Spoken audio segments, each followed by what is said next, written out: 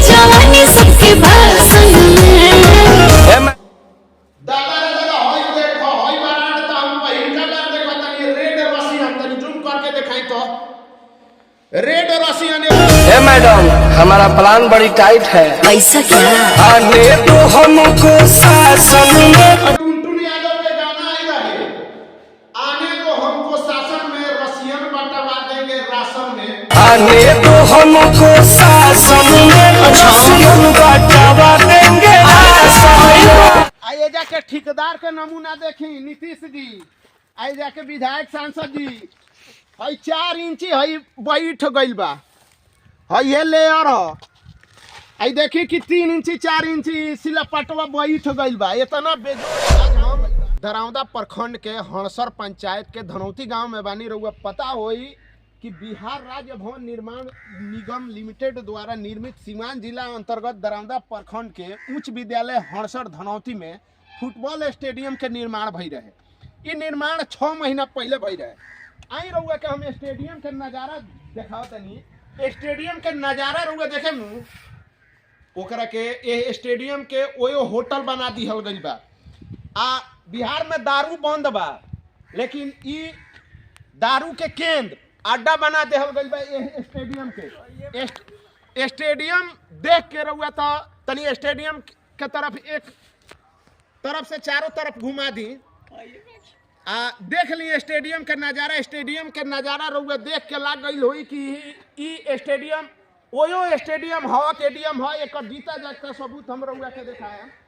आई पहले ओ महाशय लोग के हम देखा दी नाम जेकरा कर कमलो द्वारा ए ओयो स्टेडियम के उद्घाटन कैले रहलो। देख ली श्री नीतीश कुमार माननीय मुख्यमंत्री बिहार के कर कमलो द्वारा ई 5/6/2023 के एमे मुख्य अतिथि रहे लो तेजस्वी प्रसाद यादव उप मुख्यमंत्री, अवध बिहारी चौधरी अध्यक्ष, अशोक चौधरी भवन निर्माण विभाग से, जितेंद्र कुमार राय खेल मंत्री, आलोक मेहता, एजा के विधायक करणजीत सिंह, सांसद जी विनोद ठाकुर जायसवाल, आफाक अहमद, वीरेंद्र नारायण यादव, यहाँ लोग के सब आदमी ओयो स्टेडियम के ये से हम ओयो स्टेडियम कहतन कि फुटबॉल स्टेडियम तो रहने के गई। कहीं से रहुआ के देख लेम तो खेले लायक कोनो स्टेडियम नहीं खे रहल। रहुआ के पहले देखा दी कि देखी होने चावरा का ओर तनी जूम करके देखें, एगो गेट लागल बा, एगो गेट गायब बा। अब उ जे कैले होके कोनो असामाजिक तत्व कैले होके या ठेकेदार ही ना लगैले होखस, ए स्टेडियम के बनावे में खाली पाँचिल दे दी हम गई बा ए स्टेडियम के तरफ से। बाकी हमें कुछ नहीं के कोई गई जाना के चलते लड़का खेल लसन। हई देखी हई तो बिहार के भगवान बंटी बबली मिल गई। ई तो खैरी ऐसा जगह जहाँ वो होटल रही हो जाता ई बिहार के भगवान मिलबे करी। हम आई रहुआ के देखी एगो स्टेडियम में ऑफिस भी बनल बा, जाना में कहीं से ताला बंद नहीं थे। तनी आ जाइए ले, कहीं से ताला बंद नहीं थे। सब भाई रहुआ देखे तो सब टूटी टूटी उखाड़ दे हो गई बा। एमे तार और सब देखे अंदर आके देखे भाई तार और सब देखे तो ठेकेदार एजा कामे नहीं कम कराइए। ऐसा लागता कि जैसे देखिए हम यहाँ बोर्ड बात लेकिन सब टूट फाट गई बा। ऐसा लागता जैसे एजा पहले माल जरूर बनात रहला। एजा शीशा के नजारा देखिए कैसे शीशा टूट दी हो गई बा। आई लोग के अंदर भी हमले चलतारी देखिए एहू गेट में कहीं ताला वाला नहीं खे लागल। ऐसे कि एजा खेले लायक कुछ है नहीं कि केहू आई जाई या बिहार सरकार द्वारा केहू एजा रखल गई। आई लोग के हम अंदर ले चलता नहीं, अंदर के भी शीशा के नजारा एने के भी देखें तो यह हाल बा, एने के भी देखें तो दरवाजा सब टूट फाड़ कर कई गई बा। बाप रे बाप हई देखी हई एजा पार्टी मनावल गई बा ओए होटल में। हई देखी हई 8 PM हई कौन हो दादा रे दादा हई देखो हई बारात त हम पहिल का देखो तनी रेड रसियन तनी जूम करके दिखाई तो रेड रसियन एगो टुनटुन यादव के गाना आई रहे, आने को हमको शासन में रसियन बंटवा देंगे राशन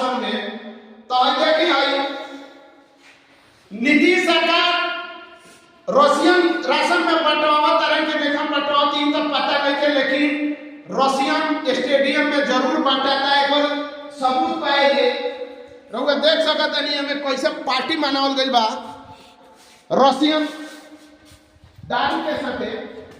रउआ देखिए हमें कैसे झूड़ कुली एमे आदमी कहीं लुका सकता है, इतना बड़हन बड़हन झूड़ जामल बा। सामने देखी ये मिट्टी खातिर सुने में आई रहा कि बहुत भारी बवाल भी बही रहे, एमे देसी भी लागा रहे में। देखी मिट्टी कैसे भरल गई बा। ई झूल डाणार लड़का जरावे लंसन अपने खेले खातिर, लेकिन फिर भी खत्म होके वाला नहीं थे। आइए जाके ठेकेदार के नमूना देखी नीतीश जी, आइए जाके विधायक सांसद जी, हई 4 इंची हई बैठ गइल बा, हई ये लेयर ह। आई देखी कि 3 इंची 4 इंची सिलपटवा बैठ गइल बा। इतना बेजोड़ एजा काम भइल बा।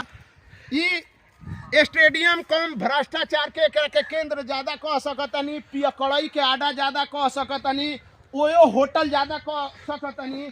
ऐसे कि केहू के एजा मौज मस्ती करे के वही खातिर ओयो होटल में जाला लो, लेकिन एजा मौज मस्ती करे के बा तब धनौती आई स्टेडियम में सब चीज बा, एगो बेड छोड़ के ओयो आला सब मजा रहुआ एजा मिली।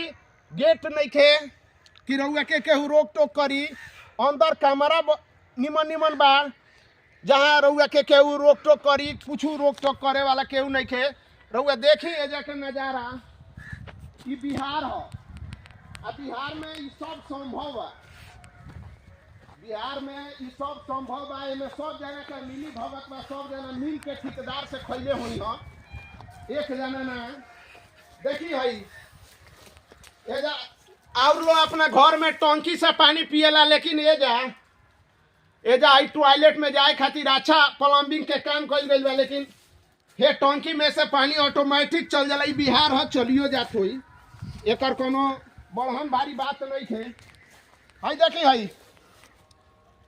हई चिमकिल देख के रहुआ पता चल जात होई हई जौन बनाइल बनू, ई बांधला के मतलब भइल कि हुआ जौन आवेला नु महुआ जौन आवेला वैसने चिमकिल में बांध के आवेला। जौन चुआट होला, जौन देसी दारू होला, एजा लिया के अब बनावे ला लो। एजा जितेंद्र राय के खेल मंत्री बा, वहाँ के कहे नी कि खेलेगा इंडिया तो बढ़ेगा इंडिया। अब ऐसा जगह ओयो स्टेडियम में खेल के आ कैसे इंडिया के लोग बढ़ी, कैसे बिहार के लोग बढ़ी, कैसे सिवान के लोग बढ़ी, तो एजा के जनप्रतिनिधि लोग बताई कि स्टेडियम में फुटबॉल आ क्रिकेट खेल के लोग बढ़ी कि ओयो वाला मजा लेके लोग बढ़ी। का जी एमे खेल वोल होला कुछ जंगल में कहते खेल हाँ? जंगल में खेल 6 महीना भइल, अभी उद्घाटन भइला, एकर दासा जंगल हो गइल बा, कुसमी जंगल हो गइल बा। के जो तो हां प्रतिनिधि लोग पूरा लूट लेहला का। अभी हम यहाँ का रहे वाला थोड़ा रउआ ना हई, रउआ एजा के ना हई, ड्यूटी है मैं करी लेता हूँ अच्छा अपना घर ड्यूटी न करी तो एजा के नजारा का रहेला। दिन भर तो लौकत होई कहीं से आई कहीं से जाई, तो दोनों गेट खुले बा तो उहे न बा मंगल खूब गवात होई है का। पता ना एजी हाँ? के लोग बताई काहे रउआ वजह से देखत ना होखे, हमनी के सब कोई में ड्यूटी देखा करले चल जाला। ड्यूटी करके सब आदमी चल जानी लो। बगल में एगो कॉलेज बा, वो में यहाँ लोग के ड्यूटी करे नी लो, आ वजह से खेल के चल जानी लो। नीतीश कुमार कहता रे बिहार सरकार के माननीय मुख्यमंत्री कि मेडल लाइए, नौकरी पाइए। अब रउआ बताई कमेंट करके कि मेडल कौन चीज में ले आवे के बा, ओयो होटल के मजा लेके मेडल ले आवे के बा, कि घोप घोप करके मेडल ले आवे के बा, कि क्रिकेट खेल के मेडल ले आवे के बा, कि फुटबॉल खेल के मेडल ले आवे के बा। ऐसे कि मोइनुल हक स्टेडियम के उहे हाल रहल ह। दरौदा में स्टेडियम बनल बा, तावना के उहे हाल बा। खैर उ तो स्टेट लेवल के उ स्टेडियम ऊपर अंतर्राष्ट्रीय खेल भी भइल बा, ओजा कम घटना घटत हुई, लेकिन एजा ई घटना रोज घटता। और रउआ ई वीडियो देखें तो कहें कि बार बार काहे ओयो के नाम लेता रे, तो ऐसे ओयो के नाम लेवे के पड़ता कि एजा रोज ही घटना घटता। जौन ओयो में घटना घटेला उ रोज ए स्टेडियम में घटता। ए स्टेडियम में खेल कम